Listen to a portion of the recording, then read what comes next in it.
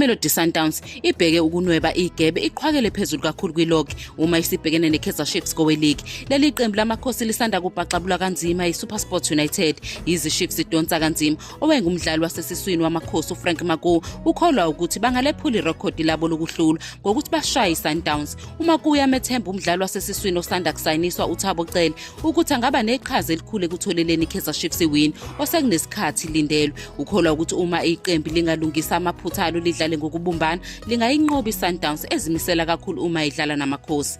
Amakhosi agcina ukuhlula iSundowns ngo-2021 kanti amaBrazilians iwona ahambe phambili emidlalweni yabo yakamuva ashaya amagoli angu-11 kanti iChiefs isashaya amabili kuphela. Kodwa-ke uMaguwa unethemba lokuthi iKaizer Chiefs ingadumaza abaningi futhi ibuyisa ukuziqhenya kwayo ngezimbangi zayo ezinkulu zaseTshwane.